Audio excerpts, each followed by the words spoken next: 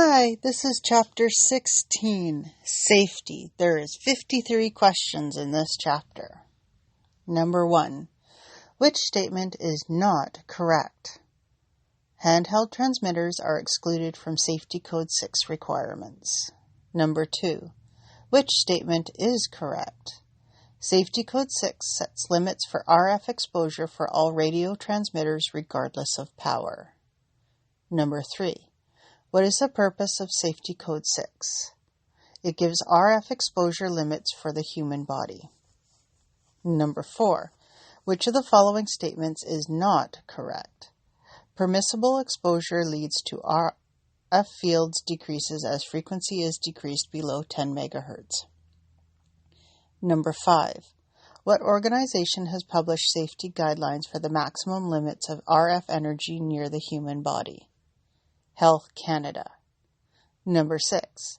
According to Safety Code 6, what is the maximum safe power output to the antenna of a handheld VHF or UHF radio? Not specified, the exemption of the portable equipment was withdrawn in 1999. Number 7. The permissible exposure levels of RF fields increases as frequency is increased above 300 MHz. Number 8. According to Safety Code 6, what frequencies cause us the greatest risk of RF energy? 30 to 300 MHz. Number 9. Why is the limit of exposure to RF the lowest in the frequency range of 30 MHz to 300 MHz according to Safety Code 6? The human body absorbs RF energy the most in this range. Number 10. Power line voltages have been made standard over the years, and the voltages generally supplied to the homes are approximately 120 and 240 volts. Number 11. For the best RF safety, where should the ends and center of a dipole antenna be located? As high as possible to prevent people from coming in contact with the antenna. Number 12. Which of these materials is best for a ground rod driven into the earth? Copper-clad steel. Number 13. Fault finding in a power supply of an amateur transmitter while the supply is operating is not recommended technique because of the risk of electric shock. 14. What is the minimum voltage which is usually dangerous to humans? 30 volts. 15. Before checking a fault in a mains-operated power supply unit, it would be safest to first turn off power and remove the power plug. Number 16. What is the safest method to remove an unconscious person from contact with a high-voltage source? Turn off the high-voltage switch before removing the person from contact with the source. 17. What should you do if you discover someone who is being burned by high voltage? Turn off the power, call for emergency help, and give CPR if needed. 18. If a separate ground system is not permissible for your amateur station, an alternative indoor grounding point could be a metallic cold water pipe. 19. How little electrical current flowing through a human body can be fatal? As little as 1/10 of an amp. 20. Where should the green wire in a 3-wire AC cord be connected in a power supply? To the chassis. 21. Why would there be a switch in a high-voltage power supply to turn off power if its cabinet is opened? To keep anyone opening the cabinet from getting shocked by dangerous high voltages.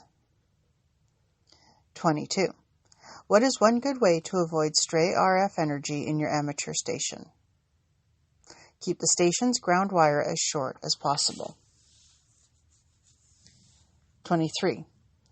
If your third-floor amateur station has a ground wire running 10.05 meters or 33 feet down to the ground rod, why might you get an RF burn if you touch the front panel of your HF transceiver? Because the ground wire is a resident length on several HF bands and acts more like an antenna than an RF ground connection. 24. Which body organ can be fatally affected by a very small amount of electrical current? The heart. 25. To protect you against electrical shock, the chassis of each piece of your station equipment should be connected to a good ground connection. 26. For best protection from electrical shock, what should be grounded in an amateur station? All station equipment. Number 27. What should you do for safety before removing the shielding on a UHF power amplifier? Make sure the amplifier cannot be accidentally turned on. Number 28. Why should you make sure that no one can touch an open wire feed line while you are transmitting with it? Because high voltage radio energy might burn the person. Number 29. What safety precautions should you take before beginning repairs on an antenna? Be sure to turn off the transmitter and disconnect the feed line. Number 30. Why should you ground all antenna and rotator cables when your amateur station is not in use? To protect the station and building from lightning damage. 31. Why should you wear a hard hat if you are on the ground helping someone with an antenna tower? To protect your head from something dropped from the tower. 32. Why should your outside antennas be high enough so that no one can touch them while you are transmitting? Touching the antennas may cause RF burns. Number 33. On mains power supply, the ground wire should be connected to the metal chassis of the power supply. This ensures, in case there is a fault in the power supply, that the chassis does not develop a high voltage with respect to the ground. Number 34. What equipment should be worn for working on an antenna tower? Approved equipment in accordance with provincial safety standards concerning climbing. 35. What should you do for safety when operating at UHF and microwave frequencies? Keep antenna away from your eyes when RF is applied. Number 36. For safety, how high should you place a horizontal wire antenna? High enough so that no one can touch any part of it from the ground. 37. Which statement about station grounding is true? RF hotspots can occur in a station located above the ground floor if the equipment is grounded by a long ground wire. Number 38.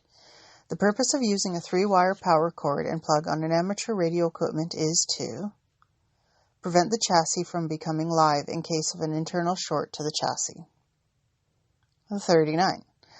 What should you do for safety if you put up a UHF transmitting antenna?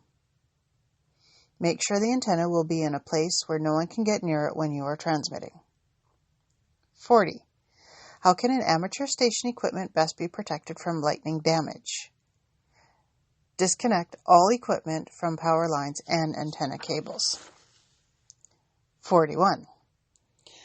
What precautions should you take when installing a ground-mounted antenna? It should be installed so no one can come in contact with it. Number 42. Why should you wear a safety belt if you are working on an antenna tower? To prevent you from accidentally falling. 43. Which body organ is the most likely to be damaged from the heating effects of RF radiation? Your eyes. 44. How can exposure to a large amount of RF energy affect body tissue? It heats the tissue. Number 45. How should you position the antenna of a handheld transceiver while you are transmitting? Away from your head and away from others. Number 46. Depending on the wavelength of the signal, the energy density of the RF field, and other factors, in what way can RF energy affect body tissue? It heats the tissue. 47. Why should you make sure the antenna of a handheld transceiver is not close to your head when transmitting? To reduce your exposure to the radio frequency energy.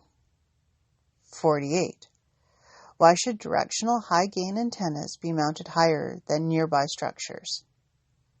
so they will not direct RF energy towards people in nearby structures. 49. If you operate your amateur station with indoor antennas, what precautions should you take when you install them? Locate the antennas as far away as possible from living spaces that will be occupied while you are operating. 50. Which of these statements about Safety Code 6 is false? Safety Code 6 sets limits of power levels fed into antennas. 51. Wire fuses needed as close as possible to the vehicle battery when wiring the transceiver directly to the battery, to prevent an overcurrent from starting a fire. 52. If you ground your station equipment to a ground rod driven into the earth, what is the shortest length of rod it should be? Station ground system must conform to applicable electrical code requirements. Number 53. If you want to install a lightning arrestor on your antenna transmission line, where should it be inserted? Outside, as close to the earth grounding as possible.